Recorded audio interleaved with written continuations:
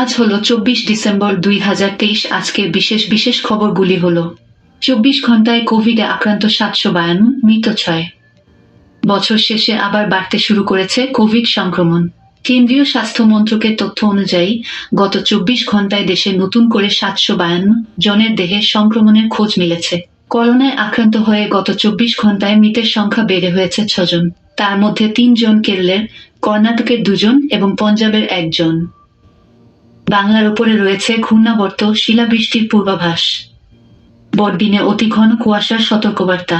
বড়দিনের আগের বিকেলে দেশের কোথাও শৈত্যপ্রবাহের পূর্বাভাস নেই।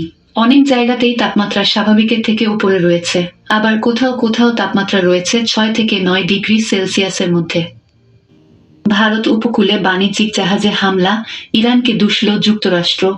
আরব সাগরের ভারতীয় উপকূলে পণ্যবাহী জাহাজে ইরান থেকে ড্রোন হামলা চালানো হয়েছে বলে দাবি করেছে যুক্তরাষ্ট্রের প্রতিরক্ষা দফতর পেন্টাগন।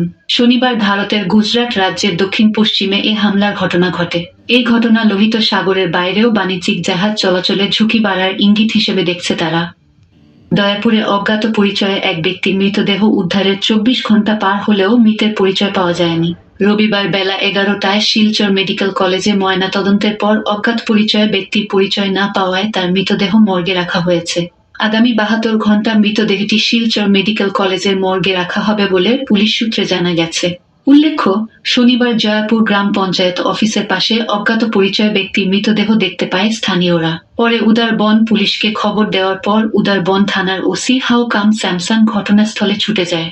পরে উদ্ধারবন সার্কেল অফিসার ঋতু রাজ বব্বরের উপস্থিতিতে মৃতদেহটি উদ্ধার করে থানায় নিয়ে আসে। পরে ময়নাতদন্তের জন্য শিলচর মেডিকেল কলেজে পাঠানো হয়। আজ সকাল 7টা নাগাদ পুলিশ সূত্রে জানা গেছে, লালা শহরের 9 নম্বর ওয়ার্ড থেকে 1.54 গ্রাম হেরোইন এবং নগদ 9,100 টাকা সহ গ্রেপ্তার দুজনকে আজ আদালতে পেশ করবে পুলিশ। উল্লেখ্য, শনিবার দুপুর 2:30টায় কালনা শহরের 9 নম্বর ওয়ার্ডে এক অভিযান চালিয়ে পুলিশ 1.54 গ্রাম হেরোইন এবং নগদ 9,100 টাকা সহ দুজনকে গ্রেপ্তার করে।